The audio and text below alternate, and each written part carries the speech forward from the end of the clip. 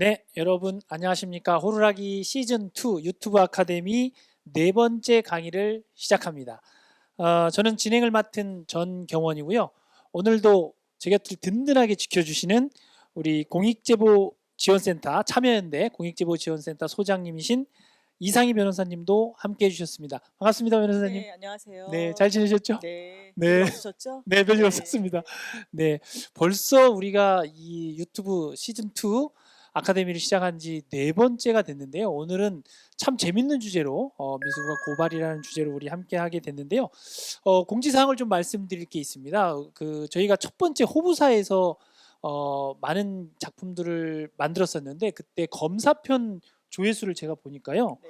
오늘 기준으로 봤더니 71만 회를 넘었더라고요. 네, 대단하네요. 엄청난 조회수를 네, 지금 보이고 있고, 네, 그래서 아마 대단한 인기 속에서 호부사 시즌2, 우리 호루라기 시즌2 유튜브 아카데미도 아마 인기를 끌 거라고 저희가 예상을 하고 있고요.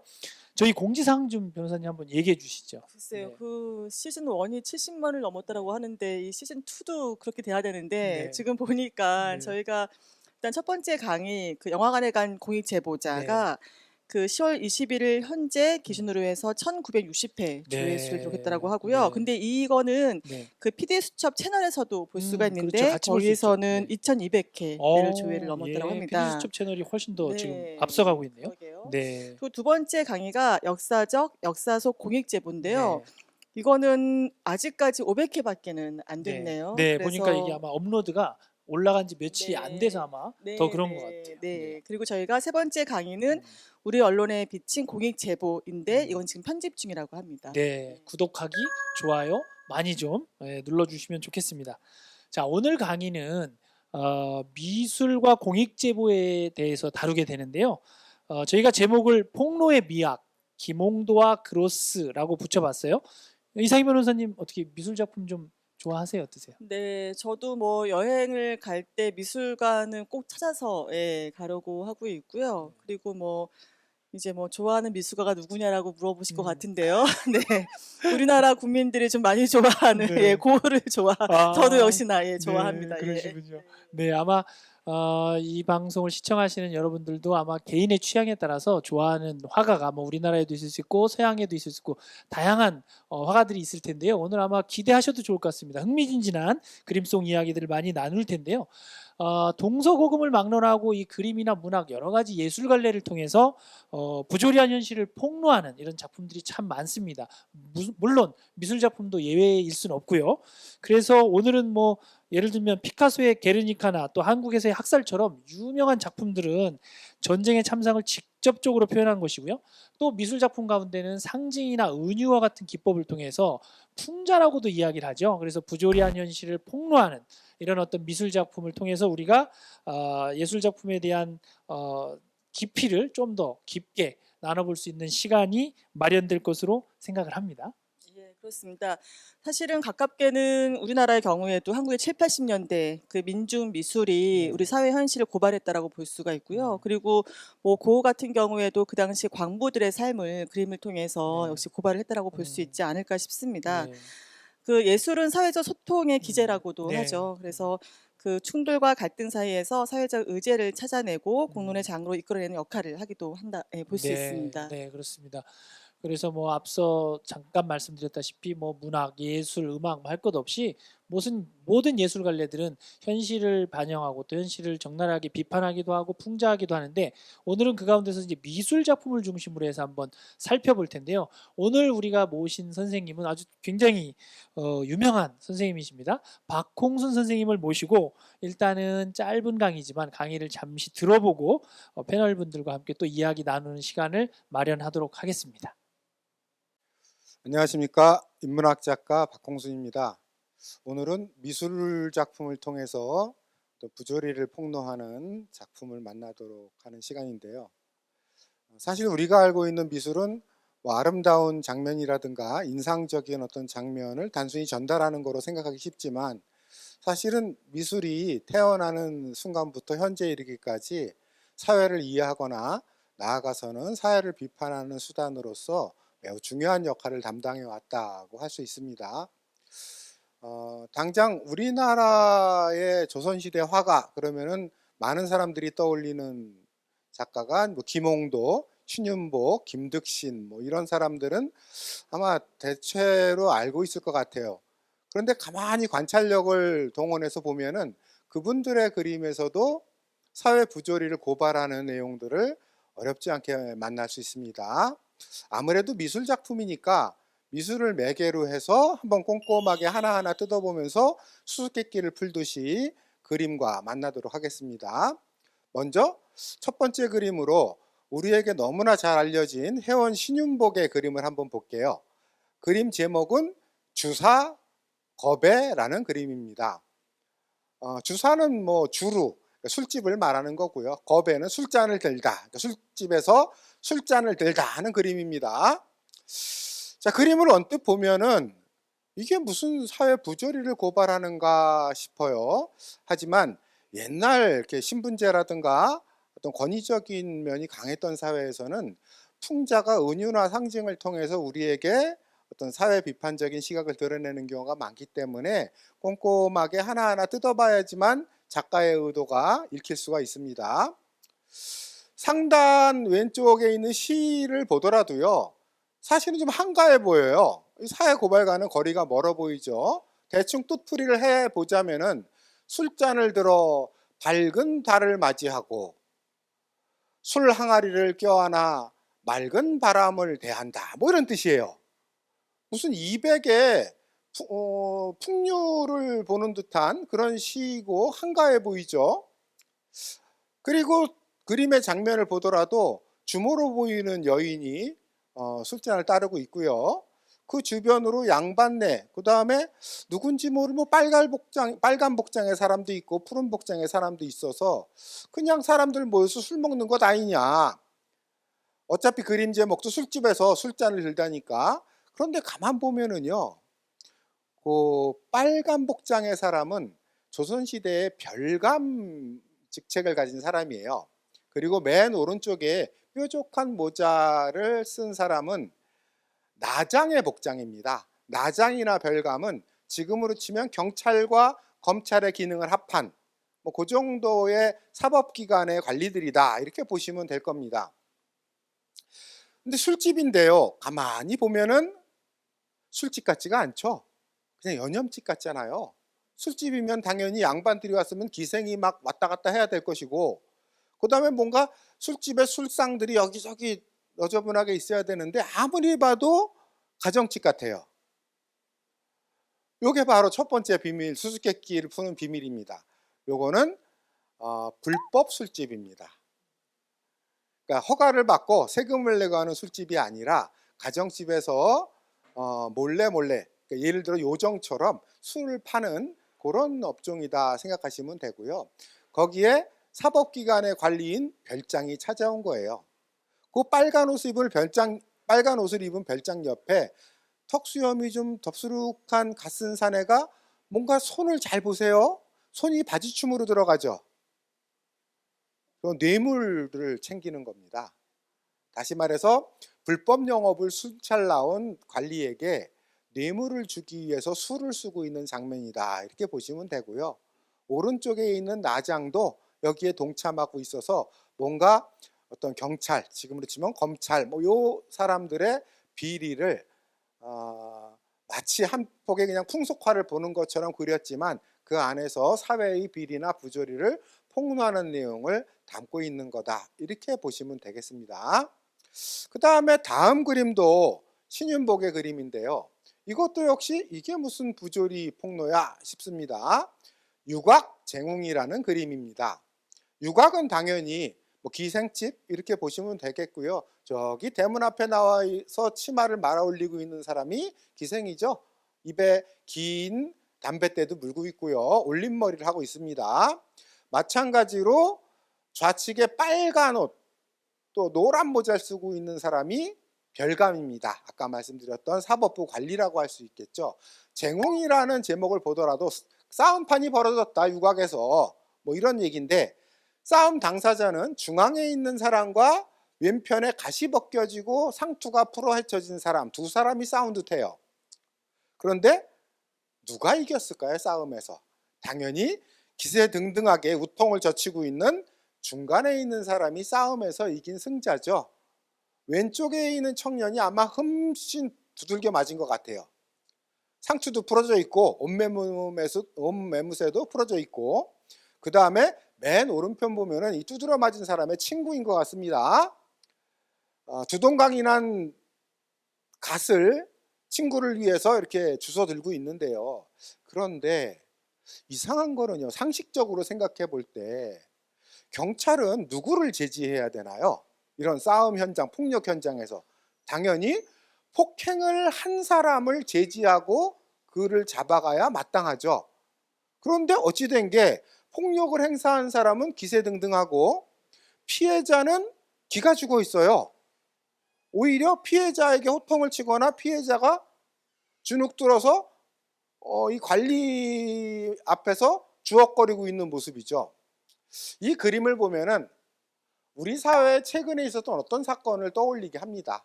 바로 버닝썬이죠. 버닝썬 사건을 보면은 어떤 시민이 거기 갔다가 두들겨 맞았어요. 그런데 경찰이 오히려 피해자를 범죄자 취급하고 잡아다가 신문을 하고 가해자들에 대해서는 아무런 조치도 취하지 않은 것이 사건의 발단이었죠. 거기서부터 피해자가 뭔가 문제점을 발견하고 여러 그 매개를 통해서 폭로를 하고 사회적으로 관심을 갖기 시작하면서 드디어 버닝썬의 실체가 조금씩 드러나게 되는 계기가 되었었는데, 요 신용복에 그리면 조선시대 버닝썬이다, 이렇게 봐도 무리가 없을 것 같습니다. 그런 사회적 비리를 폭로하고 있는 장면이다, 이렇게 생각하시면 될 거고요. 워낙 조선시대 사대부들 양반의 기세가 등등했기 때문에 그 비리를 폭로하는 그림도 조심스러울 수밖에 없었고, 그래서 이렇게 빙 둘러서 은유적인 방식으로 표현했다 생각하시면 되겠습니다.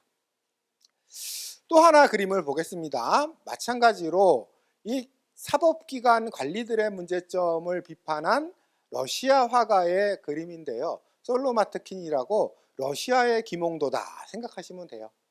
러시아의 풍속화를 대표하는 사람인데 제목이 경찰의 찬송입니다. 이것도 마찬가지로 뭐 부활절인지 아니면 크리스마스 이브인지는 불확실하지만 두툼한 겨울 복장을 입은 걸로 봐서 부활절이 아니라 아마도 크리스마스 뭐 그 언저리쯤 되지 않나 싶어요. 근데 경찰이 찬송 부르는데 이게 또 무슨 비리 폭로냐 하겠지만, 가만히 보면은요, 이 경찰들이 서 있는 양탄자가 여기저기 구멍이 나 있죠.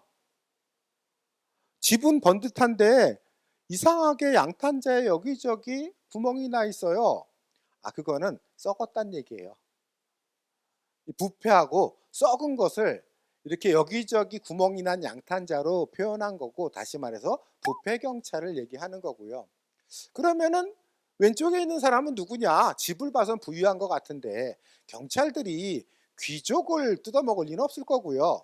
아마 부유한 상인 정도가 될 것 같습니다. 상인이 지금 뭘 하고 있나요? 지갑을 꺼내서 돈을 세고 있습니다. 다시 말해서 경찰들에게 뭐 상납하는 거라고 할 수 있겠죠. 그리고 부인은 저 뒤편에서 귀를 막고 있어요. 정말 듣기 싫은 거죠. 귀를 막는 이유는 뭐겠어요? 자주 찾아오니까, 때만 되면 찾아와서 돈을 뜯어내니까 괴로워서 귀를 막고 찬송을 듣지 않으려고 하는 거라고 볼 수 있겠죠. 그래서 동양이든 서양이든 이렇게 사법기관 관리들이 비리나 부조리에 빠져 있는 상황은 예나 지금이나 많았던 것 같고요. 이것을 화가들이 다양한 방식으로 그림에 담았다, 이렇게 생각하시면 되겠습니다. 그런데 검찰이나 경찰만이 아니라 그러면 재판은 제대로 진행이 되느냐? 이것도 문제일 텐데요. 김홍도의 그림을 보면은 재판에서도 일정한 문제가 있었음을 알 수 있습니다. 오른쪽에 있는 김홍도의 취중송사도를 보시면은 그 일단을 만날 수 있는데요. 말 그대로 취중송사입니다. 당시 재판관은 당연히 뭐 수령이겠죠. 그 지역의 수령이 판관 역할을 했는데요. 중앙에 가마를 타고 있는 사람이 수령입니다. 그런데 가만히 보면은 갓이 벌써 뒤로 확 제껴져 있죠. 그 다음에 뒤에 음식을 잔뜩 실은 사람들이 뒤따르고 있고요. 옆에는 또 기생이 있어요. 이미 거나하게 술판이 한번 벌어진 건데, 그러면은 퇴청하고 나서 술 마신 거냐? 그러면 상관이 없죠. 퇴청하고 나서 술 마셨는데 송사를 호소하러 온 사람이라면은 뭐 그 송사를 호소하러 온 사람이 때를 잘못 찾은 거일 수 있겠으나, 그림을 잘 보면요, 그 수령 옆에 해를 가리는, 그걸 일산이라 그러죠. 해를 가리는 우산 같은 거, 요즘으로 치면 큰 양산이죠.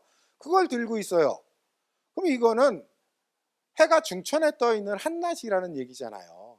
다시 말해서 근무 시간이에요. 근무 시간에 이미 수령과 관리들이 거나하게 취해 있어요. 그럼 아침부터 이미 기생 끼고 술판이 벌어진 거라고 할 수 있겠고요. 그리고 뒤에 음식을 가진 사람들이 따르는 거 봐서 요즘 말로 하면은 2차를 가는 중입니다. 1차 끝내고 2차 가자. 그래서 어디 뭐 경치 좋은 데로 2차를 떠나는 것 같아요. 그러다가 어떤 사람이 엎드려 가지고 이제 송사, 어떤 고소 고발 사건일 수 있겠죠. 어떤 송사를 벌이고 있는 장면입니다. 뭐 맨날 이렇게 술판을 벌이고 있으니 관청에서는 만날 수 없고 길바닥에서라도 뭔가 자신의 억울함을 호소하려는 장면인 것 같은데, 문제는 그 옆에서 글을 받아 적고 있는, 송사의 내용을 받아 적고 있는 관리조차도 비스듬하게 누워 있죠.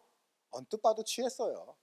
글을 적는 인간도 취해 있고 판관 역할을 해야 될 고을 수령도 취해서 제정신이 아니고, 이런 상태에서 제대로 판결이 이루어질 리가 없겠죠. 그 다음에 대체적으로 향응은 누구에 의해서 받게 돼요? 보통은 검문세가라든가 아니면은 있는 사람들의 향응을 받게 될 텐데, 이런 상태에서 재판의 결과는 한쪽으로 기울어질 수밖에 없겠다라는 걸 충분히 우리가 예상할 수 있을 겁니다. 우리에게 가장 유명한 옛그림을 그렸던 화가인 신윤복과 김홍도도 이렇게 곳곳에 사회 부조리를 폭로하는 내용들을 상징과 은유를 통해서 담고 있어요. 왼쪽은 김정이라는 조선 전기의 문신이자 또 화가이기도 했던 사람입니다. 숙조도라는 그림인데요. 조선시대 선비들이 많이 그렸던 그림이에요. 선비나 화가들이요. 말 그대로 졸고 있는 새를 그렸다, 이렇게 생각하시면 돼요. 숙조도라는 뜻이요.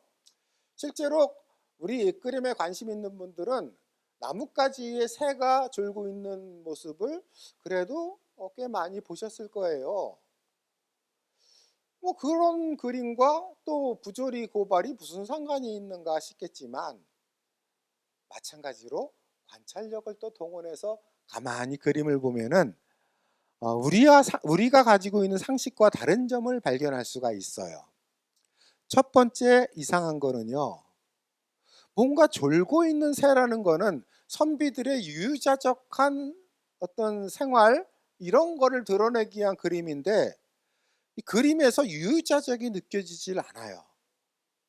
왜 그런지 가만히 생각해 보면은 이 새들이 앉아 있는 나무를 한번 보세요. 무슨 나무인가 하면 가시나무예요. 보통은 숙조도가 사군자나 뭐 이런 데 많이 등장하는 나무 있죠. 소나무, 대나무, 매화나무, 뭐 이런 것들이 보통 단골로 등장하는데, 이 숙조도에는 날카로운 가시가 가득 붙어 있는 가시나무에 새가 앉아 있어서 뭔가 위험해 보이기도 해요.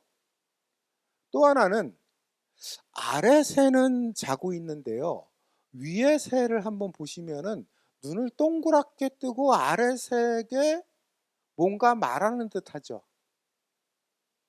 어떤 느낌인가요? 깨어 있으라는 주문 같지 않아요? 자지 마. 지금 잘 때가 아니야. 빨리 일어나서 네 눈으로 한번 세상을 바라봐. 이런 어떤 주문을 하는 그런 내용인 것 같은데, 이거는 김정이라는 사람의 이 사대부의 상황과도 연결되어 있다고 보시면 돼요. 당시에 꽤 높은 벼슬까지 올라갔던 사람이에요. 공교롭게도 우리가 요즘에 많이 겪고 있는 상황과 이렇게 비교가 될 수 있는데요. 김정이 올라갔던 벼슬이 형조판서였어요. 요즘으로 치면은 법무부 장관이죠. 우리 사회도 지금 법무부 장관으로 많이 이제 화제가 됐었는데, 이 김정은 조광조와 함께 정치개혁과 사회개혁에 앞장을 섰던 관료였어요. 당시 수구 세력이자 그 다음에 기득권 세력의 총본산, 훈구파라 그러죠. 훈구파들의 어떤 잘못이나 비리를 고발하고 그것을 바로잡으려고 하는 노력을 기울였던 선비였습니다. 하지만 이 훈구파의 총공세 앞에서 결국은 귀양을 가게 돼요. 제주도로. 또 불행하게도 귀양 가서 사약을 받고 죽음에 이르게 됩니다. 그래서 김정이 남긴 절명시도 유명하죠. 그랬던 김정의 삶과 죽음을 떠올려 보면은 이 그림이 그저 유유자적한 선비들의 삶을 묘사한 게 아니라 요즘 말로 치면은 깨어있는 시민을 주문하는 그런 메시지를 그림에 담고 있다. 그래서 세상에 눈 감지 말고 아주 날카로운 시선으로 관찰하고 또 문제가 있다면은 비판하고 고발하는 일들을 해야 된다라는 주문으로 읽힌다. 이렇게 볼 수 있겠습니다. 사실은 이렇게 사법과 관련한 폭로나 고발만 있었던 건 아니죠. 사회의 온갖 문제점들을 비판하는, 우리에게 잘 알려져 있는 브리게르의 그림을 보더라도 그런 점을 볼 수 있는데요. 유명한 네덜란드의 풍속 화가죠. 그냥 제목은 거지들이에요. 하지만 이 역시도 많은 은유를 담고 있습니다. 이렇게 장애인이면서 거지인 사람들 5명이 길거리에 있고요. 그 뒤로 주민 한 사람이 피해서 얼른 걸음을 재촉하고 있는 장면인데, 가만히 보면은 이들이 쓰고 있는 모자가 특이해요. 저기 오른편에 있는 사람 모자는 장교 모자예요. 군인 장교. 뭐 경찰일 수도 있겠죠. 그 다음에 맨 왼쪽에 있는 붉은색 뾰족한 모자는 왕의 모자예요. 권력자의 모자죠. 그 다음에 가운데는 주교의 모자예요. 또 당시에 부자라고 할 수 있는 시민 계급의 모자를 쓴 사람도 있고요. 그러니까 각각의 신분을 대표하는 거죠. 근데 주교라든가 왕과 귀족, 그 다음에 장군, 장교, 이런 사람들은 그 사회의 가장 대표적인 기득권 세력이라고 할 수 있는데요. 근데 이들을 왜 그렸느냐? 그림을 또 잘 보면은 또 이상한 점 하나를 발견할 수 있어요. 옷에 뭐가 붙어 있죠?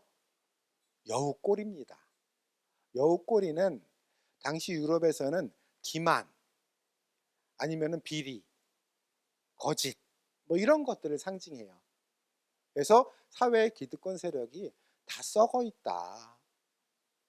군인이든 아니면은 주교든, 그러니까 교회든 권력이든 썩어 있다. 그리고 이를 피해서 백성이 이렇게 걸어가고 있는 모습을 통해서 이런 비리가 온 천지에 진동하고 있다. 그 추악한 냄새가 진동하고 있다라는 걸 고발하는 그림이다라는 걸 알 수 있고요. 조금 더 본격적인 폭로 그림으로는 독일의 어떤 일종의 비판적인 표현주의 화가라고 볼 수 있는 게오르게 그로스라는 사람의 그림이 유명합니다. 1차 세계대전 이후부터 2차 세계대전까지 왕성한 활동을 했던 화가라고 할 수 있겠는데요. 첫 번째 그림으로 사회의 기둥이라는 그림을 한번 보면은요, 제목 그대로 우리 사회를 지탱하는 기둥들이 뭐냐, 요거에 대한 설명인데요. 몇 가지 대표적인 인물들이 나와 있습니다. 맨 앞에 있는 사람을 보면은 넥타이에 묘한 문장이 보이죠? 나치 문장이에요. 나치당이 1920년 들어가서 생겨나거든요. 그리고 1930년대 초반에 권력을 장악하죠. 히틀러 중심으로 해서. 그럼 이때는 나치당이 독일에서 막 영향력을 확대해 나가고 있을 때예요. 그리고 넥타이의 그 문장으로 봐서 요 맨 앞에 있는 사람은 바로 나치의 권력자를 뜻하는 거라고 할 수 있겠습니다. 가만히 보면 머리 위에 어떤 형상이 담겨져 있어요. 말을 타고 공격을 하는 장면인데요. 이들 그 권위주의적인 권력자들의 머릿속에는 온통 전쟁이나 싸움 뭐 이런 것만 가득 들어있다. 호전적인 어떤 성향을 드러내주고 있는 거고요. 자, 이게 사회의 하나의 기둥이고요. 왼편에 뭔가를 가슴에 잔뜩 쥐고 있고 머리에 무슨 컵 같은 거를 쓰고 있고 안경 쓰고 있는 사람 있죠? 요건 누굴까요? 오른손에 들고 있는 펜이 힌트입니다. 그리고 가슴에 이렇게 안고 있는 건 신문 잡지예요. 그럼 당연히 이 사람의 직업은 언론입니다. 언론인이죠. 뭐 그리고 사람이 아니라 하나의 기관으로 치면 언론기관이 되겠죠. 그러면 머리에 쓰고 있는 컵은 뭐냐? 유럽식 요강이에요. 우리 요강은 손잡이가 없는데 유럽의 요강은 손잡이가 있어요. 다시 말해서 우리 흔히 왜 이른바 현재 언론을 기레기라고 흔히 얘기하잖아요. 그게 100년 전에 유럽에서도 마찬가지였었나 봐요. 언론의 한 단면인데요. 그러니까 요강을 쓰고 있다는 건 그만큼 썩을 대로 써먹었고 권력의 나팔수 역할을 하고 있다. 이런 의미라고 볼 수 있겠죠. 그 다음에 그 뒤에 뚱뚱한 사람이 있어요. 나비 넥타이를 하고 벌써 이 모습은 돈 깨나 있는 사람 모습으로 보이잖아요. 사업가입니다. 사업가 머리에는 뭐가 있나요? 김이 모락모락 나는 똥이 있어요. 그러니까 머리에 똥만 찼다 이거예요. 돈 생각만 한다 이거죠. 배를 채울 생각만 한다. 이런 얘기라고 할 수 있겠고요. 그 위로 검은 복장을 하고 있는 사람은 한눈에 보기에도 성직자죠. 부패한 당시의 독일의 교회를 상징하는 거고요. 그 뒤에 군대가 있습니다. 그러면 당시 독일의 권위주의적인 독재적인 정권을 뒷받침하고 있는 당시 독일 사회의 기둥은 뭐였느냐? 나치당과 그 다음에 언론, 그리고 부유한 사업가, 그리고 타락한 교회, 또 물리력을 독점하고 있는 군대, 경찰, 이들이 합작해서 사회를 독재로 끌고 가고 있다. 그 모습을 보여주고 있는 거고요. 그랬을 때 어떤 일이 벌어지느냐를 보여주는 것이 그 다음 그림인 태양의 상실입니다. 탁자 중앙에 권력자가 있죠. 벌써 칼을 딱 들고 있는데 칼에 피가 묻어 있어요. 그 다음에 그 옆에서 귓속말을 소곤소곤 하고 있는 사람 손에 기차도 들려있고 뭐 여러 가지가 들려있죠. 사업가죠. 요즘으로 치면은 뭐 재벌쯤 되겠습니다. 온갖 중화학공업이나 중요한 산업들을 독점하고 있는 사업가를 그려놓은 거고요. 그 다음에 옆에 있는 사람들은 목이 없어요. 허수아비란 얘기죠. 사실은 그 주변의 정치인, 뭐 관료 이런 사람들은 이런 권력과 그 부유한 기득권 세력이 시키는 대로 하는 허수아비에 불과하다. 이런 얘기고요. 그런데 가만 보면은 그 탁자 오른쪽에 뭐 나귀처럼 생긴 동물이 한 마리 있어요. 당나귀, 나귀. 그런데 옛날 이소부화를 떠올려 보면은요, 낙이나 당나귀는 멍청하다는 뜻이에요. 그런데 거기다가 눈을 또 가만 보면은 경마장의 말들에게 씌우는 요 시선을 제한하는 가림막이 있죠. 까만 가림막. 요건 앞만 보라는 거예요. 주변을 보지 말라는 거예요. 그러니까 깨어있지 말라는 거예요. 그냥 그 가림막에 한정된 시선 하에서 보여주는 것만 봐라. 그럼 뭘 보라는 거냐? 그 앞에 여물통 있죠? 낙이 앞에. 그 여물통에 돈이 있어요. 그러니까 먹고 사는 문제에만 신경 쓰고 자기가 그냥 생활에 필요한 돈을 조금 버는 것만 신경 쓰고 살아가라. 나머지 정치 문제라든가 사회 문제에 대해서는 눈을 감아라. 이런 얘기고요. 그런데 그 먹이 밑에 뭐가 있나요? 낭떠러지가 있습니다. 그렇게 자기 눈앞에 있는 이익에만 급급해서 살아갈 때 어떤 일이 벌어지느냐? 낭떠러지에 떨어지고 낭떠러지 밑에 가만 보면은요, 철창에 갇힌 사람이 있고요, 해골이 있어요. 그러니까 억압된 삶을 살아야 되고 고통을 받아야 되고 죽음 심한 경우 그런 어떤 독재 권력에 의해서 전쟁이나 뭐 폭력 사태나 이런 걸 통해서 수많은 사람이 고통과 죽임을 당할 수도 있다라는 것을 상징적으로 보여주는 거다. 그래서 사회의 부조리나 비리라든가 부정의 이런 것들에 대해서 눈을 감고 그것을 우리는 현대적인 용어로 정치적 무관심이라고도 하고 사회적 무관심이라고도 하죠. 그런 태도로 살아갈 때 결국 우리 앞에 기다리고 있는 것은 우리 스스로가 벼랑으로 떨어지고 우리에게 고통이 찾아올 수밖에 없다라는 점을 말하고 있는 거다, 이렇게 볼 수 있겠습니다. 그래서 아까 김정숙조도에서 볼 수 있듯이 우리 모두는 깨어 있어야 된다. 요즘식 표현으로 하자면은 깨어 있는 시민, 더 나아가서 깨어 있는 시민의 조직된 힘이 필요하고 그 과정에서 내부 고발자라든가 공익 제보자라든가 이들이 많은 사람들의 잠자고 있는 의식을 깨워줌으로써 세상에 대한 관심을 다시 갖게 하는 역할을 할 수 있다. 뭐 이런 것들을 이 그림들이 보여주고 있는 게 아닌가 싶습니다. 마지막으로 미술은 상대적으로 다른 분야에 비해서는 풍자를 통해서 사회나 부조리를 고발하는 경우들이 많아요. 또 풍자는 그만한 어떤 힘을 가지고 있는데요. 관련해서 좀 참고할 만한 고전 속의 어떤 말이 있습니다. 우리에게 잘 알려져 있는 사상가이자 작가죠. 움베르토 에코의 장미의 이름이라는 책을 보면은 거기에 웃음, 풍자적인 웃음에 대해서 이렇게 얘기합니다. 희극, 풍자적 웃음은 시골 마을에서 식사나 잔치 뒤에 벌어지는 흥겨운 여운극이다. 이게 무슨 뜻이냐 하면은요, 그냥 시골 마을은 동네 사람들이 모여 있는 거잖아요. 배웠든 못 배웠든 사회에 대해서 많이 알든 모르든 그냥 모든 사람들이 쉽게 접할 수 있는 그런 어떤 사회 비판 역할을 담당하는 것이 풍자다. 어떤 통계를 동원한다든가 아니면 어려운 개념어를 동원해서 얘기하는 게 아니라 웃음은 사람들이 쉽게 사회 문제에 접근하게 만들어준다, 이런 얘기고요.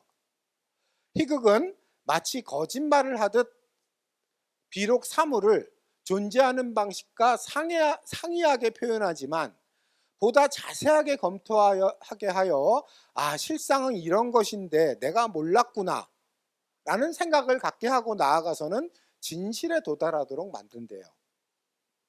뭐 비유하자면 이런 겁니다. 우리 사회의 어떤 정치인들의 비리나 이런 것들을 있는 그대로 직접적으로 비판하는 것도 효과가 있고 중요한 역할을 하지만 뭐 비유해서 설명하는 게 좋겠네요. 예전에 이런 수수께끼가 있었어요. 한강에 세 사람이 빠졌다. 어린아이와 어린아기와 수녀와 정치인이 빠졌다. 누구 먼저 구조해야 되는가? 그럼 많은 사람들이 상식적으로 아기부터 구해야죠 그러지만 틀린 답입니다. 답은 정치인부터 구해야 됩니다. 왜냐하면 아기가 죽으면 한 사람이 죽는 거지만 정치인이 한강에 빠져 죽으면 1,000만 서울 시민의 식수원이 오염돼서 수많은 사람의 생명이 위험해진다. 그래서 정치인부터 구해야 된다. 이런 우스갯소리가 있었어요. 아까 움베르토 에코가 말했듯이 사물을 존재하는 방식과 상이하게 표현한 거죠. 우리의 상식과 다르게 그 우스갯소리를 한 거죠. 하지만 그 어떤 폭로나 비판보다도 우리의 뒤통수를 땅 때리고 어깨를 죽기로 내리치는 것 같은 뭔가 자극을 주는 거고요. 그리고 그 자극은 사회에 대해서, 현실에 대해서 보다 자세하게 보도록, 관찰하도록 만드는 그런 힘이 있다. 옛날이나 지금이나 풍자가 가지고 있는 그런 힘의 특히 어떤 예술 작품에서 많이 발견할 수 있고요. 그 중에서 미술은 하나의 장면 안에 다양한 메시지를 담아야 되기 때문에 그런 풍자적인 요소를 은유나 상징을 통해서 넣는 경우들이 많습니다. 그래서 비록 어떤 한 장의 그림이지만 그 안에서 사회의 다양한 메시지들을 읽어내는 눈을 우리가 가질 수, 이렇게 훈련만 한다면은 흥미로운 감상이 될 수 있을 거라 생각합니다. 일단 여기까지 강연은 마치겠습니다. 감사합니다.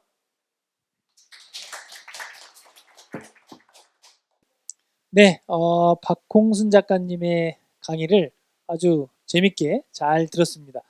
저는 이거 강의 이렇게 들으면서요, 제일 기억에 남는 그림이 이 취중송사.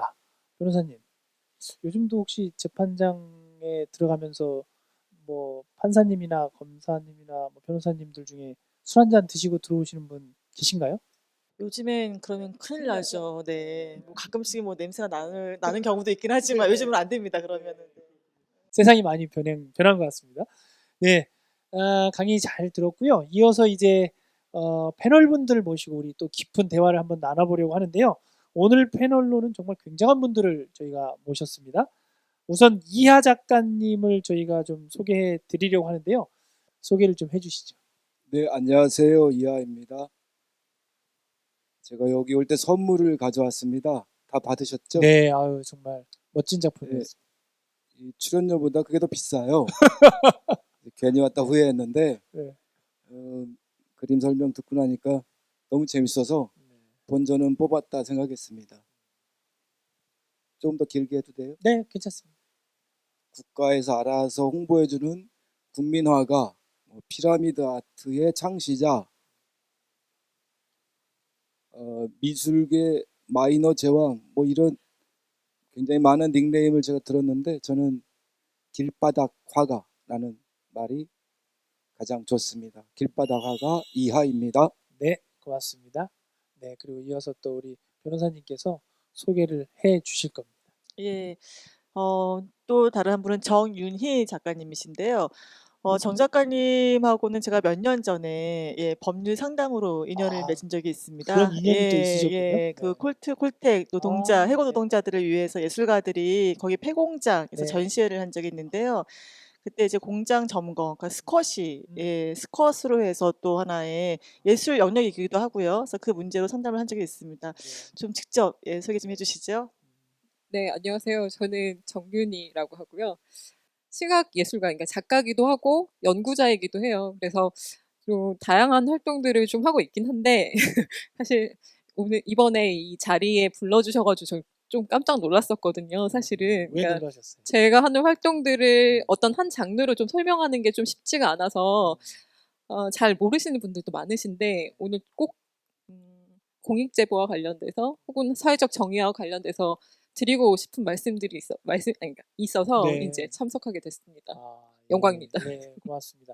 우선 그 두 패널 우리 작가님들께 제가 한번 질문을 드리고 보고 싶은 게 있는데 강의 내용 보셨잖아요.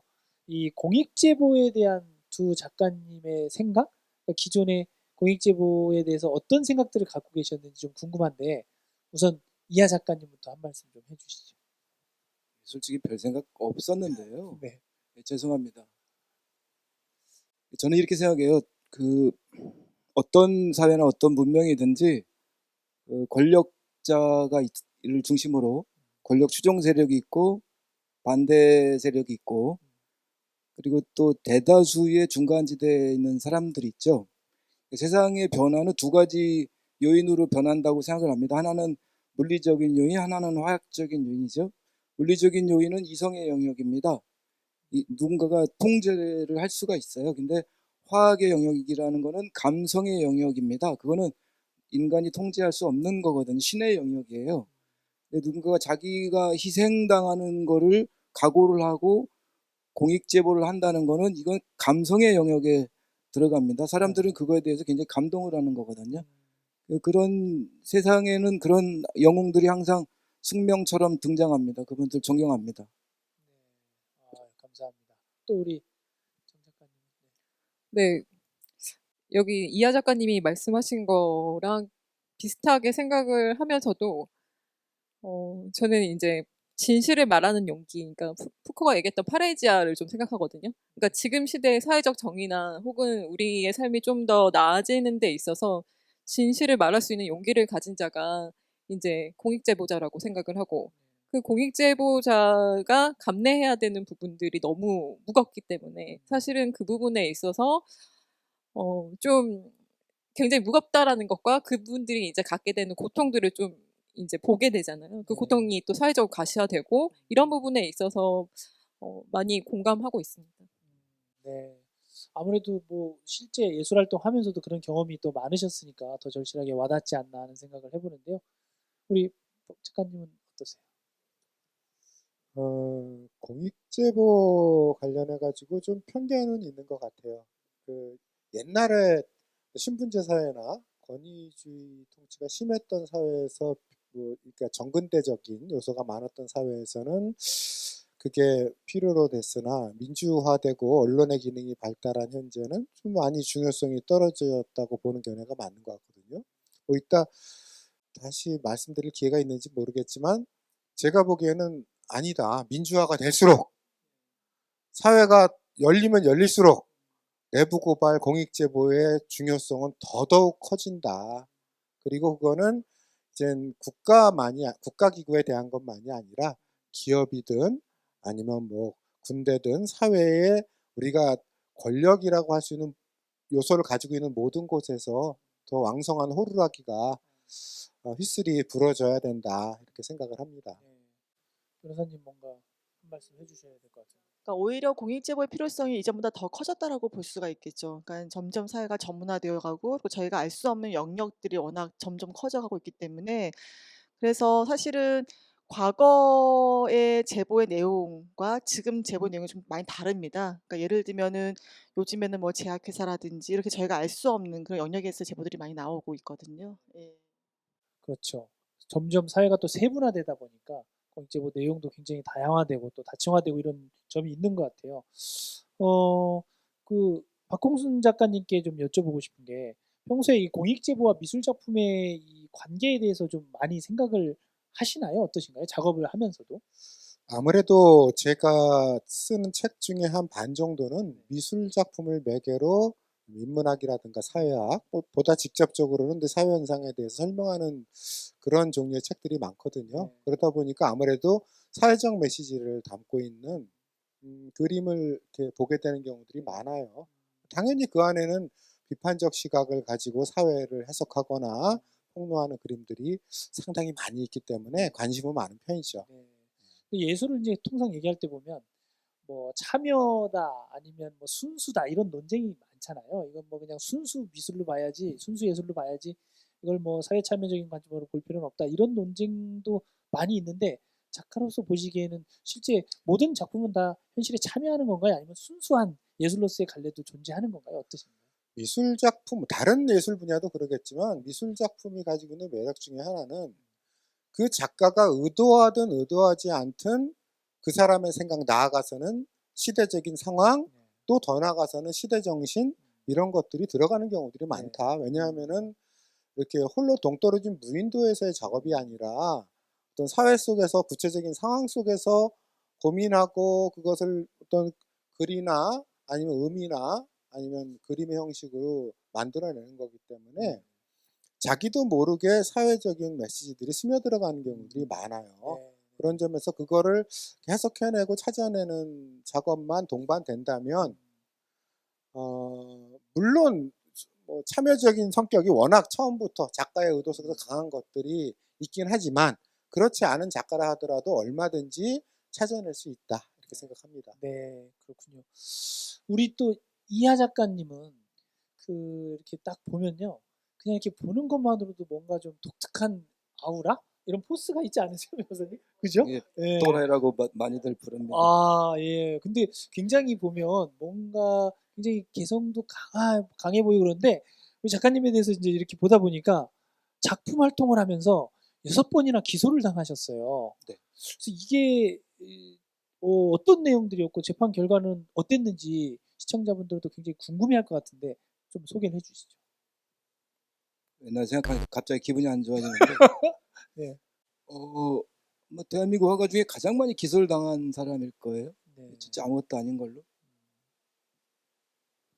맨 처음에 2011년도에부터 제가 길바닥에 나가서 퍼포먼스를 하기 시작했는데 네. 이 이명박 때까진 봐줬어요. 아무 일 없었는데 네. 박근혜 때부터 그리고 처음에 기소됐을 때도 그때 무죄가 쭉쭉 나오다가 맨 마지막에는 네. 나도 막 사생결단했고 막 그 검사도 사생결단 아주 난 요즘에 그 조국 씨 마음이 이해가 가요. 네. 그 내가 진짜 견디기 힘들었던 게 그 나를 도와준 사람들을 불러다가 그 협박하고 기소하고 그래서 그게 참 힘들더라고요. 맨 마지막에는 이제 건조물 침입 외 6건, 그러니까 7개 혐의로다가 기소를 했어요. 그러니까 투망을 던진 거죠. 이 중에 하나 네. 걸려라 이놈아 이러고. 네. 그래서 걸렸습니다. 건조물 침입으로. 그래서 벌금 200이 나왔는데 그때 저를 3번 기소한 사람이 6번 중에 3번 기소한 검사 양반이 있어요. 네. 변씨인데 네. 아주 잊을 수가 없어요. 네. 그래서 내가 요즘 틈틈이 이제 인터넷으로 그 사람 지금 어디 있나 이렇게 봅니다. 얼마나 잘 되는지 두고 보려고. 네. 이게 이 검사를 기소 한 번 될 때마다 검사를 몇 번씩 만나요. 네. 경찰도 몇 번씩 만나야 되고 검사 만난 거 20번 될 거예요. 그러니까 나는 그 느끼는 게 뭐냐면 네. 머리 진짜 좋으시더라고 이 양반들. 그러니까 IQ는 엄청 좋은데 네. EQ가 없어요. 그러니까는 무슨 얘기를 하다 보면 네. 참 이 얘기를 하면 네. 근데 그게 무슨 말입니까? 이게 계속 반복이 돼요. 왜냐하면 이제 인간의 언어라는 게 이게 네. 절대적인 전달이 안 되거든요. 네, 그러니까 네. 우리가 쓰는 언어가 다르고 그 법에서 쓰는 언어가 그렇죠. 달라요. 그러니까 그게 정말 힘들더라고요. 똑같은 거 몇 시간 동안 듣다 보면 막 네. 나중에 승질 나서 아이 나 그냥 갈래요. 그러면 막 가버리고 막 이렇게 되는데 정말 힘들었어요. 그런 바보 같은 시절이 있었다는 것이 참 네. 비극인데 끝나서 얼마나 다행인지 모르겠습니다. 네. 근데 그 장면을 변호사님 이렇게 상상해 보면 법조인이 쓰는 법테두리 내에서의 언어와 용어와 또 예술가로서의 삶의 언어가 맞부딪히는 장면에서 정말 고통스러우셨을 것 같아요. 논리 체계의 그 한계와 또 이제 감성과 예술성, 어떤 낭만주의적 사고 이런 게 충돌하잖아요. 그러니까 이제 예를 들면 아까 스쿼트도 그러니까 스쿼시라고 하는 거는 정말 이제 약간 뭐 반자본적인 운동일 수도 있고 그러니까 놀고 있는 땅에 그냥 예술가들이 점거해서 네. 그 의미를 되살리는 예술 활동이거든요. 네. 그러면 이제 예술가들이 거의 그걸 막 표현을 해요. 그 의미가 무엇인지 공간의 의미라든지 뭐 이렇게 얘기하는데 이제 검찰청 가면은 그 행위만 보는 거죠. 그래서 들어갔냐 안 갔냐, 허가를 맥락이나 배경은 허가를 받았냐 안 받았냐. 그러니까 사실 이게 충돌할 수밖에 없는데 근데 제가 이제 오늘 작가님 이렇게 말씀을 들어보니까 그러니까 사실 저도 오늘 느낀 건데 그러니까 어찌 보면은 예술인들은 그 자체, 그 삶 자체가 그냥 공익 제보인 거예요. 예. 표현을 통해서 계속 사회에 대해서 문제를 제기하는 분들이다 보니까 사실은 그 당시에 검찰로서는 사실 이하 작가님 한 사람을 정말 찍고 예, 조사를 한 것 같아요. 오늘 말씀 들어보니까. 예. 타겟으로 삼아서 이제 계속해서 어떻게 보면 괴롭히려고 했던 의도가 아닐까? 예, 그때는 재판 중에 또 또 이상한 짓을 저질러갖고 뭐 어떨 때는 하루는 경찰 수사, 다음 날 검찰 수사, 그 다음 재판정 뭐 이런 식의 반복된 적도 있었어요. 근데 그렇게 끊임없이 하지 말라는 거, 금기에 도전하게 되는 배경은 뭘까요? 딱 하나입니다. 참을 네. 수가 없었어요. 참을 수가 없었다. 그 이상한 네. 어우 박근혜 탄핵당한 네. 박근혜 전 대통령을 말씀하시는 거죠? 네. 네. 잠깐 덧붙여서 조금 얘기를 하자면 네. 나는 이렇게 생각합니다. 역사에서 끊임없이 사건 사고들이 벌어지거든요. 이제 언론에 나오잖아요. 그러면은 그 사건 사고는 당대 시민들한테 어떤 의식을 만들어 줍니다. 뭐 슬픔이라든가 기쁨이라든가. 그러면은 그 의식들을 정리해서 작품으로 만드는 사람들이 예술가거든요. 네.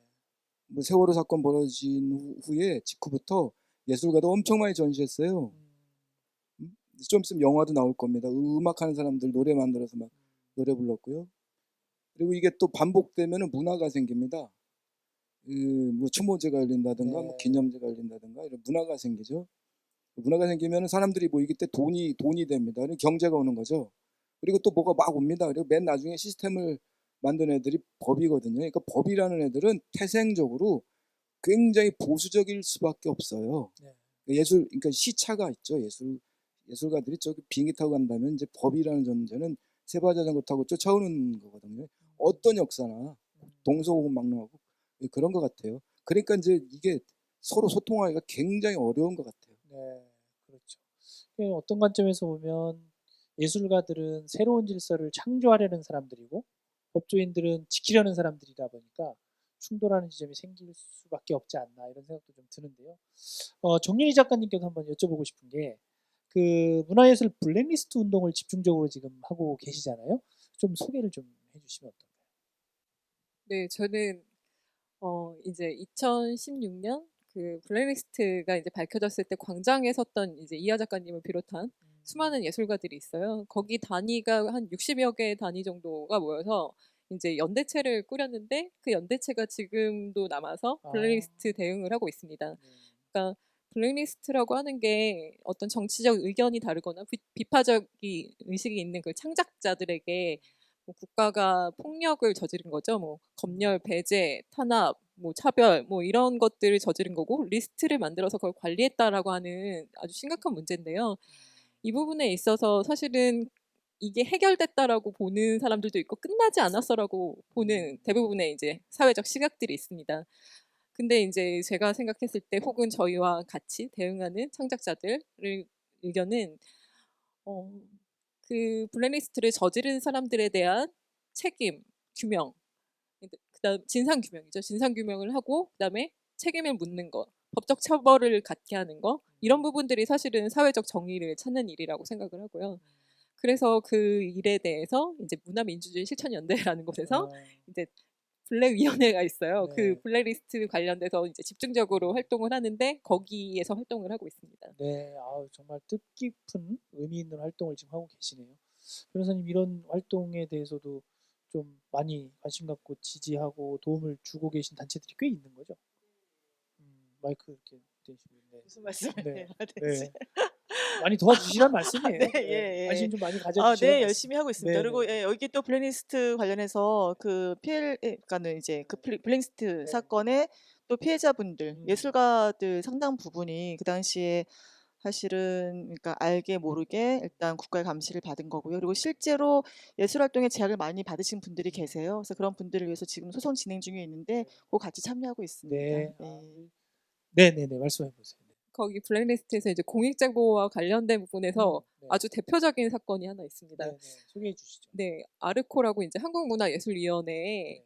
그러니까 지금 블랙리스트가 이제 문체부, 그러니까 정부, 청와대, 그다음에 국정원, 공권력이 동원이 되고 문화 전문기관인 이제 문체부, 그다음에 그 밑에 산하기관들이 다 작동이 된 거죠. 거기에 있는 관련된 시설이나 혹은 거기서 일하는 사람 모두 다 이렇게 동원이 됐는데 거기서 유일하게 공익제보를 한 사람이 하나 있었어요. 공직자로서. 이름은 이제 제가 모르겠는데 그런데 네. 우선은 팝업 시어터라고 네. 이제 아르코 한국문화예술위원회에서 네. 이제 청년 예술가 특히 이제 연극 연출가들이나 연극하시는 분들에게 어떤 공간을 주는 그런 이제 지원 사업이었는데 거기에 이제 거기에 참여한 예술가 그룹이 이아이라고 하는 세월호를 연상하는 그 작업들을 했었어요. 그래서 그 작업이 공연되지 못하도록 방해를 했었거든요. 그래서 그거에 대해서 이제 공익 제보를 하신 분이 이런 작품들은 관객과 예술가와 잘 연결해야 되는 것들인데 이걸 방해를 하라고 하는 것들에 대해서 공직자로서 혹은 자신의 이제 책임이라고 하는 부분에서 갈등을 느끼고 이 부분에 대해서 이제 알리려고 좀 애를 썼는데 네. 조직 내부에서는 아무도 거기에 대해서 반응하지 않았던 거죠. 아, 그래서 그 분노가 이제 네. 일었고 그 분노로 이제 연극계와 사회에 이제 알리게 됐었고요. 그리고 그분이 사실은 이제 그런 올바른 일은 하셨지만 그 조직 내부에서는 이제 어떤 관행들이 있잖아요. 그 네. 조직을 유지하기 네, 위한 관행들. 따돌리거나 뭐 네네. 그리고 보복하고 이런 거. 네, 블랙리스트라는 게 일종의 어떤 조직을 유지하거나 혹은 거기에 대해서 도덕적이나 혹은 자신의 공직자로서의 책임보다는 자신의 자리를 유지하려고 하거나 혹은 자명성이라고 하는데 뭐 이런 부분들, 그러니까 이렇게 내가 이렇게 해도 세상은 바뀌지 않을 거야라고 하는 그 태도가 기저에 깔려 있었고, 그러다 보니 그 뭐라 해야지, 조직 내부의 그 엄중한 그런 분위기들, 그 분위기 속에서 이제 공익제보자가 상처를 받고 퇴사를 하게 되죠. 그래서 지금 이제 활동은 하고 계신데, 그리고 이제 아르코가 한국문화예술위원회 대표가 이제 사과는 했지만 네. 그 당시 이제 가해를 했던, 그러니까 그 네, 문제를 네, 제기한 부분에서 이제 했던 그런 가해자에 대한 어떤 책임 뭐 이런 것들은 이제 밝혀지지가 않아서 이제 그래서 블랙리스트를 봤을 때 공익 제보나 이런 그쵸, 그런 문제들을 알리는 부분들이 좀 더 그 내부에 있었다면, 공직 체계 내부에 있었다면 사실은 이렇게까지 심각하진 않았을 수 있겠다라는 네. 생각이 좀 듭니다. 그러니까 예술 영역에서는 더더군다나 생각도 자유로워야 되고 창의적이어야 되고 또 그거에 대한 지원이 잘 이루어져야 되는데도 불구하고 그런 공익 제보를 해야 될 정도로 구성원이 내적인 갈등을 겪었다는 것 자체가 사실 좀 마음이 아픈 사건이네요. 예. 우리 그 이하 작가님께도 또 질문 드리고 싶은 게 굉장히 그 재기발랄한 그 패러디 작품들이 많다는 평가를 많이 받아요. 보통 사람들이 생각할 수 없는 창의적인 접근 방식을 많이 사용하고 계신다. 이런 평이 많은데 아이디어나 영감은 주로 어떻게 얻으시는지 좀 소개를 해주시죠. 내가 생각해도 나 참 잘하는 것 같아요. 네, 아이디어를 어떻게 잡는지는 이제 5분 안에 끝납니다. 5분 안에 생각이 나요. 5분 넘어가면 아무리 생각해도 생각이 안 나는데, 저 같은 경우에는 사람이라는 거는 절대적인 자유를 누리지 못하거든요. 경상도에 사는 사람들, 제가 트럭 끌고 다니다 보니까 이상하게 이제 그 시비 거는 분들이 많은 데가 그 지역의 그런 뭐지, 지지도, 그 지역의 이제 흐름, 이게 대충 맞아요. 제가 두 군데에서 아주 심하게 이제 공격이라 든지 이게 이제 시비 거는 분들 두 군데에서 심하게 당했는데, 한 군데가 부산이고 하나 강릉이에요. 가장 이제 그 지역의 정서를 보여주는 데가. 광주에 갔더니 어떤 분은 뭐 달라고 여기 왔는가, 기름값 아깝게. 예? 전라도 원래 그런 데니까 저쪽 경상도 가서 조사 불어, 뭐 이런 분도 계시고, 그 지역의 정서가 이렇게 만나는 사람들한테 나옵니다. 그러니까 그 정도로 사람들은 이제 각 그 자기가 태어난 지역이나 그 가지고 있는 지식이나 이런 거에 틀에 박혀 삽니다. 그래서 저는 그런 거를 벗어납니다. 이게 훈련이 돼서 별 생각 다 합니다. 이렇게 모든 거를 저 하늘에 이렇게 던져놓고 보다 보면 이 아이디어들이 생각이 납니다. 그런 잘난 척했네. 딱 뭔가를 봤을 때 5분 안에 5분을 넘기면 사실 뭔가 아이디어가 떠오르기는 글렀다 이렇게 판단하시는 거네요. 5분 안에 생각 안 나면 네. 포기합니다. 아 그러시구나. 야, 역시 굉장히 독특한 접근 방식을 가지고 계신 것 같습니다. 우리 박홍순 작가님 그 두 네. 분 지금 이렇게 말씀을 들으셨잖아요. 소감이 어떠신가요? 한국 사회는 일단 뭐 다양한 표현의 자유가 너무 위축돼 있는 데다가 특히 예술적인 표현의 자유도 너무나 오랜 기간 위축돼 있고, 몇 년 전만 해도요, 어떤 대학교 로스쿨 교수가 자기 홈페이지인가에 쿠르베 세상의 기원이란 그림이 있어요. 네네. 물론 이제 누드 그림이죠. 근데 워낙 유명한 그림인데 그걸 올렸다는 걸로 고소당해서 유죄 판결 받았었거든요. 그건 오르세 미술관 가면은 전 세계 남녀노소 모두가 가서 감상하는, 원화로 감상하는 그림인데 네. 그걸 블로그에 올렸다고 유죄 판결이 나는 아, 아직도 네. 그런 사회다. 제가 알기로는 독일 같은 경우는 아예 우리가 흔히 국민의 기본권을 제한할 때 뭐 이러이러한 건 법률로서 제한한다 이렇게 하잖아요. 독일은 헌법에 아예 표현의 자유는 법률로 제한을 못하게 해놨어요. 그거 문제 삼으려면 헌법재판소 가야 돼요. 뭐 법률적 처리 대상이 아닌 거죠. 뭐 거기까지는 바라지 않더라도 거기까지 가야 되지만 최대한 우리가 민주국가라고 할 수 있는 나라들이 허용하는 수준에서의 어떤 표현의 자유는 용인돼야 된다. 그것이 안 된 상태에서 블랙리스트라든가 온갖 문제들이 생겨나는 게 아닌가 이렇게 생각을 합니다. 그러니까 표현의 자유는 예술가한테는 엄청난 생명을 위협하는, 생명을 생존을 위협하는 일이라고 생각을 하거든요. 근데 표현의 자유법이 사실은 헌법에 있죠. 표현의 자유가 명시가 돼 있음에도 불구하고 그 사회는 어떤 정권이든 블랙리스트를 만들어내고 예술가를 배제하는 것, 그 다음에 지금 국정농단 시기가 끝났다고 해서 블랙리스트가 끝났냐의 문제는 아니거든요. 예를 들면 수도권 내부나 혹은 정보가 잘 통하는 곳에서는 이제 이렇게 하면 안 된다라고 눈치 보는 것들이 있는 건데, 근데 예를 들면 어디 지역의 어디에서는 여전히 뭐 김군이라는 다큐멘터리에 뭐 5.18을 다뤘다고 해서 군수가 싫어하니까 상영을 금지한다던가, 예를 들면 또 이제 자신 그 시장에 자기 취향하고 맞지 않는 어떤 정치적 문제라던가, 요즘은 또 여성을 이제 젠더 문제를 다루고 있는 부분에 있어서도 이런 것들이 좀 문제가 될 것 같으면 알아서 뭐 시장이 얘기하지 않는다고 하더라도 알아서 거기에 관련된 공직을 하는 사람들이 여전히 배제를 하는 거예요. 그래서 사실은 표현의 자유라고 하는 것들이 사회적 전반적으로 이해가 높아져야 되는 것들이 가장 중요한 것 같고, 표현의 자유라고 하는 것은 사실은 인권, 천부 인권하고 저는 관련이 있다고 봅니다.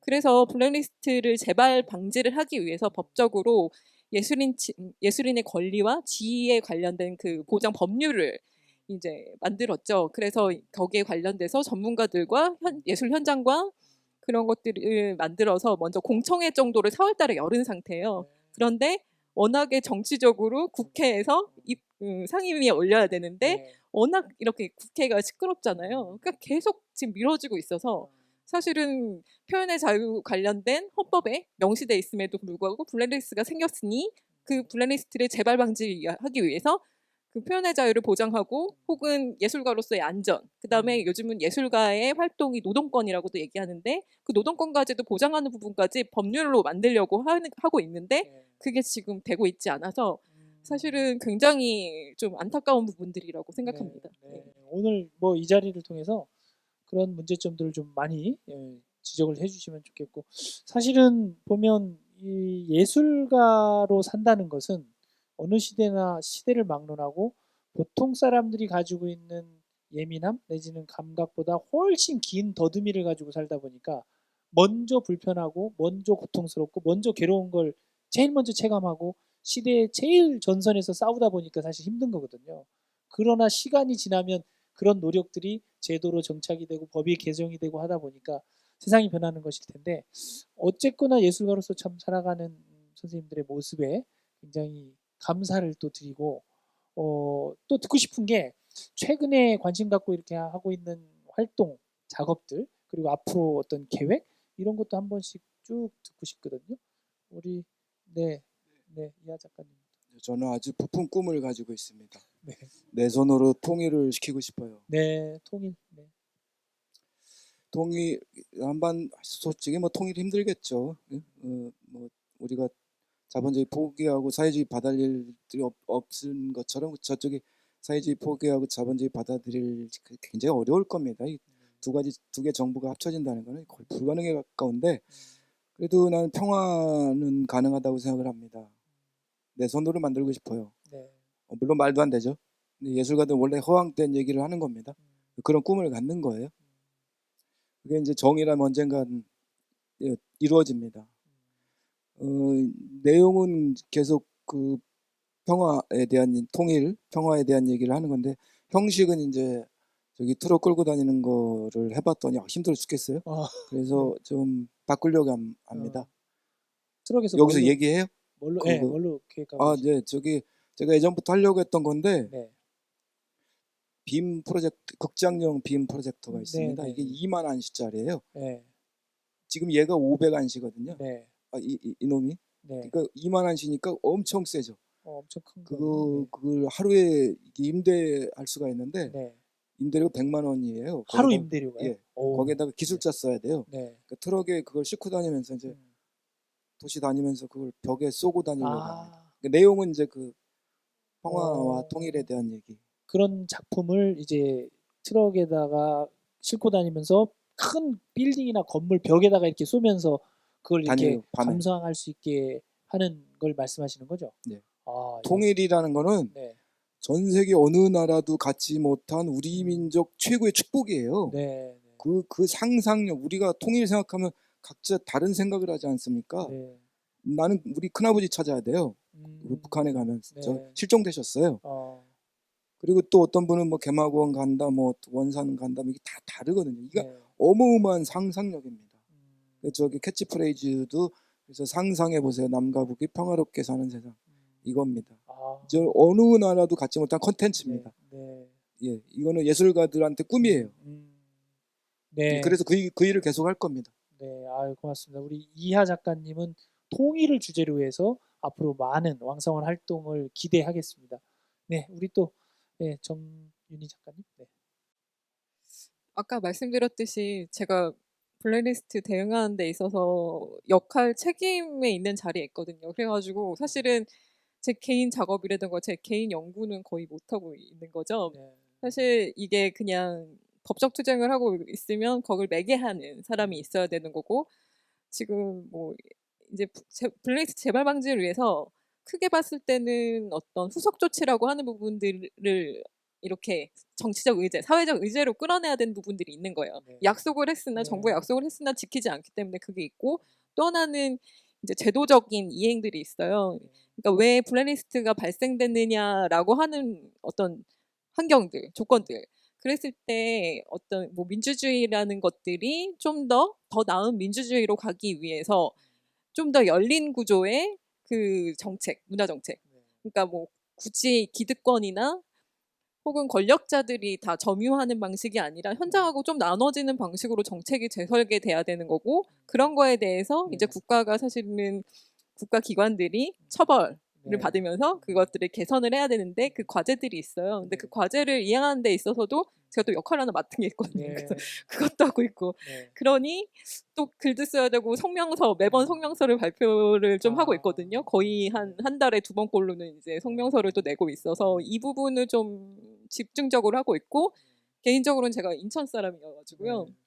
지역이라고 하는 경우는 이제 중앙과는 좀 문화예술 생태계가 다른 부분들이 있어요. 지역 기득권이 정치 세력과 굉장히 연결이 더 심하게 돼 있고, 학계라던가 그러니까 문화예술가들이 좀 더 그 지역을 중심으로 자생적 활동을 하는 부분에 있어서 어려움이 있을 수 있다고 보기 때문에 좀 그런 것들을 제도적으로나 뭐 그런 부분들을 만드는 데 있어서 사실은 관심이 좀 있고, 이제 서울 출신인데 지역에 가서 활동하는 것도 그렇고, 그래서 그런 것들을 좀 이제 활동을 하고 있고, 매개자 역할이면서 그런 역할을 하고 있고, 그리고 제가 좀 말씀드리고 싶은 거는 제 작업으로는 저는 지금 당장은 아닌데 노조 파괴와 관련된 부분에 있어서 노조 파괴가 법적 체계들을 굉장히 많이 활용하잖아요. 그러니까 예를 들면 그 김앤장도 있고, 그다음에 노무법인 창조라던가 그게 뭐 베스트 원인가 뭐 그런 식의 어떤 법적으로 흔들리는 거죠. 개인의 삶을 흔드는 방식들. 그리고 뭐 쌍차라던가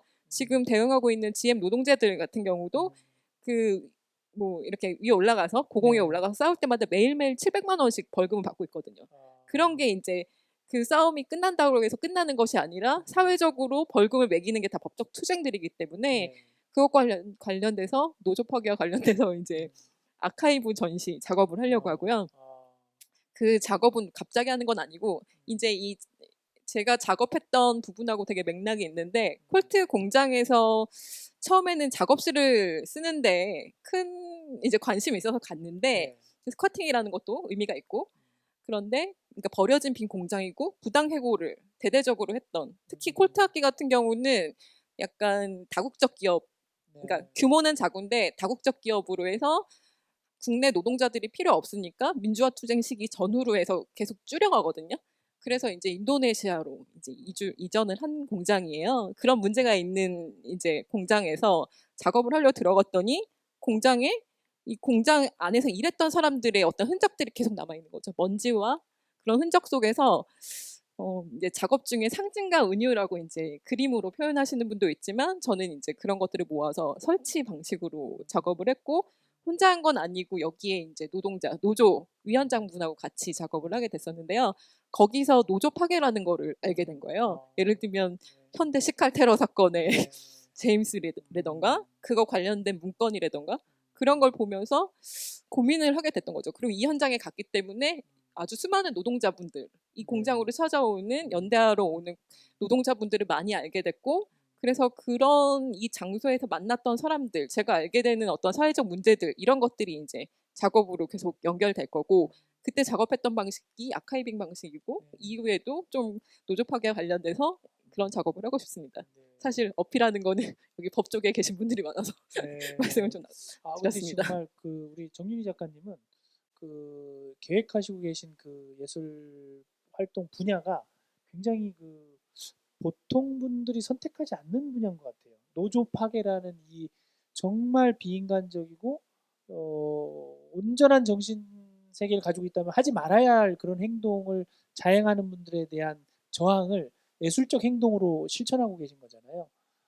굉장히 어려운 고민을 하신 것 같고 우리 이하 작가님 같은 경우는 통일에 대해서 통일 운동을 예술로 승화시키려는 움직임 또 노조 파괴의 그런 모습들을 예술로 승화시키려는 모습을 보면서 저희가 굉장히 많이 응원하고 막 지지해야겠다는 생각이 들면서 우리 아마 시청하시는 분들도 많은 관심을 갖고 지지를 좀 해주셨으면 좋겠다는 바람을 가져봅니다.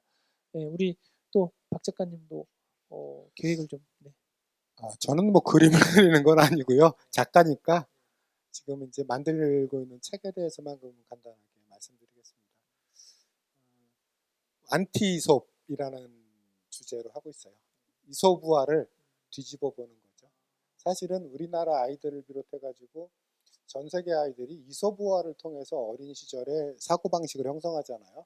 그리고 유아기, 소년기 형성된 사고방식이 사실은 거의 평생 동안 상당한 영향을 미치는데 문제는 이솝우화 내용의 상당 부분이 노예 논리예요. 이솝 자체가 기원전 8세기의 노예 출신이고 그 시대에 노예들이 가져야 될 덕목들을 이솝우화를 통해서 풀어낸 것들이 상당 부분 많은데 그걸 여과 없이 현대사에 그대로 적용하거든요. 왜냐하면 지배층이라든가 기득권 세력 입장에서는 그게 좋으니까요. 그 노예 논리를 주입시키는 게.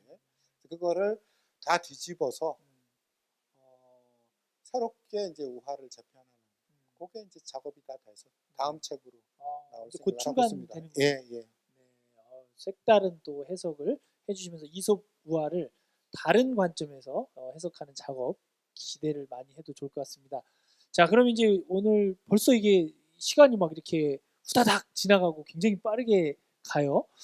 뭐 이제는 이렇게 제가 요청을 드릴게요. 뭐 정말 꼭 하시고 싶은 말씀, 혹시라도 그냥 이대로 끝나면 내가 말 못하고 가면 되게 아쉬울 것 같다 싶은 말씀이 있으면 말씀하시면서 오늘 이렇게 한번 출연해서 같이 이야기 나눈 소감을 곁들여서 마무리 발언을 들으면서 마칠까 하는데요. 우리 정윤희 작가님 한 말씀씩 좀 해주시죠.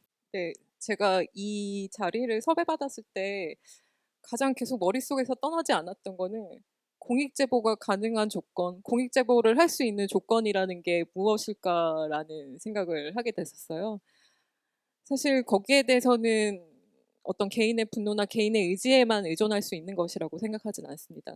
그 사회가 좀 더 열리고 아까 이제 처음 서두에 시작하셨듯이 좀 더 바른 방향으로 가기 위해서 자신의 의견이라던가 주장을 펼치는 부분들이 좀 더 열렸으면 좋겠다는 생각이 듭니다. 오늘 저는 이제 제가 두서없이 이제 이 얘기 저 얘기 하게 돼서 좀 죄송스러운데 또 오늘 나눴던 얘기를 갖고 또 돌아가서 저희 활동에 어떻게 영향을 미치는지 또 고민을 해가는지 또 한동안 좀 고민을 하게 됐을 것 같습니다. 어쨌든 의미 있는 자리였습니다. 네, 고맙습니다. 또 이하 작가님. 여기가 이제 공익제보를 담론으로 다루는 프로그램이잖아요. 와서 들어보니까 그런 것 같은데 홍성담 선생님 말씀 네, 재밌는 에피소드 있어요. 홍성담 선생님이 화가 중에 아마 두 번째인가 세 번째로 국가보안법으로 옥고를 치르신 분일 거예요. 고문당하시고 나중에 들었는데 홍성담 선생님은 고문했던 검사 그리고 담당했던 검사 부장검사가 각각 누구냐면 정형근, 아 김학의, 역사적 인물들이네요. 부장검사가 그 당시에 김계춘 네, 이 세 명 다 지금 어떻게 됐습니까? 다 찐따 됐죠. 그러네요. 홍성당 선생님이 이기신 겁니다. 음, 뭘 두려워하지 마세요. 인생은 절대로 이렇게 최악으로 가지 않아요. 물론 최선으로 가지도 않고 이렇게 중간에서 이렇게 운 좋으면 이게 잘 풀리고 안 나면 좀안 되고 그럴 뿐이에요. 두려워하지 마시고 하실 말씀 있으면 과감하게 하십시오. 그럼 이깁니다. 역사에서는 정의가 이기는 법입니다. 네, 네, 예술적 통찰로 그냥 촌철살인과 같은 말씀을 주셨습니다. 네, 또 우리 박홍순 작가님. 예, 민주주의의 역설이라는 말이 있어요. 민주주의가 발달할수록 아무래도 사회복지라든가 다양한 행정부 기능이 확대되고요. 행정부 기능이 확대될수록 관료주의가 확대됩니다. 역설이죠. 민주주의가 확대되는데 관료주의도 같이 확대되는. 관료주의가 가지고 있는 비밀주의라든가 절차주의라든가 이런 것들이 사회의 세부 영역까지 이렇게 자리를 잡게 되는데요. 모세혈관처럼. 그런 사회에서 내부의 문제를 고발하고 폭로하고 휘스를 부는 사람들이 많아질수록 민주주의의 역설은 완화될 거다. 그런 점에서 공익제보의 역할은 갈수록 커질 거다. 이런 네. 말씀을 드리고 싶습니다. 네, 고맙습니다. 또 우리 변호사님도 오늘 이렇게 예술인들과 함께 공익제보에 대해서 한번 이야기를 나누셨는데 소감이 어떠셨는지 한 말씀해 주시죠. 사실 우리나라 표현의 자유라고 하는 게 여기에 앉아 계시는 두 분이 그대로 보여주고 있거든요. 네. 예, 그러니까 블랙리스트 사건이라든지 아니면 이하 작가가 정말 몇 년 동안 집요하게 탄압을 받은 게 표현의 자유가 현 주소를 보여주고 있는 거죠. 사실 뭐 우리나라는 잘 아시겠지만은 여간 국가보안법이라고 하는 게 있어서 워낙 그 내부 각자가 다 표현의 자유에 대해서 자기 검열을 하는 상황이고, 그리고 앞으로 나아가는 듯 하면서도 다시 회귀하고, 그리고 잘못된 그런 공권력에 대해서 정말 진지한 반성이나 이런 거가 없이 언제든지 다시 상황이 바뀌면은 그게 또 표현의 자유를 또 제약하는 공권력이 되기도 하고, 그래서 사실 계속 감시하고 긴장하고 이래야 되는데요. 저는 공익제보라고 하는 것도 오늘 나온 이야기인데 표현의 자유의 관점에서 아주 중요하다고 봅니다. 저희가 왜 제보자를 보호해야 되느냐라고 이야기할 때는 그게 뭐 우리 사회의 정의라든지 또는 이제 노동권의 문제도 이야기하지만 또 한편 양심의 자유, 표현의 자유의 관점에서 중요하다고 이야기를 하거든요. 그래서 그런 점에서는 오늘 정말 그 예술의 관점에서 공익제보를 이야기를 했지만 그런 표현의 자유, 양심의 자유에서의 공익제보를 이야기를 할 수 있어서 정말 의미 있는 자리였던 것 같습니다. 네, 고맙습니다. 아마도 예술을 한다는 것은 시대 금기에 맞서서 남들보다 조금 더 먼저 최전선에서 실정법, 그 시대의 한계를 담고 있는 법체계와 맞서서 부딪혀야 되는 대목이 많다 보니까 실제 예술가들이 겪는 고통은 굉장히 크리라고 봅니다. 특히 사상 표현의 자유의 이 금기와 맞서서 싸우면서 세상을 변화시키고 있는 우리 예술인들에게 큰 지지와 응원을 부탁드리면서요. 오늘 이렇게 바쁘신데도 시간 내서 이렇게 참여해 주셔서 정말 감사드리고요. 저희 아마 시청자들도 앞으로 우리 작가님들 계속해서 응원하고 지지할 테니까요. 활동 왕성하게 열심히 해주시기 바랍니다. 오늘 같이 해주셔서 정말 고맙습니다. 네, 감사합니다. 고맙습니다. 네, 네, 네. 아직 안 끝났고요. 이제 다음 회차를 잠깐 제가 소개를 좀 해드리고, 다음 그 유튜브 아카데미는요, 문학편을 소재로 해서 문학과 공익제보에 대해서 방송을 할 거고요. 유튜브 이 촬영한 내용들은 업로드가 되니까 오늘 방송분도 이제 업로드 될 때까지 조금만 기다려 주시면 여러분들 보실 수 있고요. 구독하시면서 추천, 좋아요 많이 좀 눌러주시고 주변에도 홍보해 주시면 정말 감사하겠습니다. 오늘 예술인들과 함께한 유튜브 아카데미 이것으로 마치도록 하고요. 다 같이 인사하면서 마치도록 하겠습니다. 고맙습니다. 감사합니다. 고맙습니다.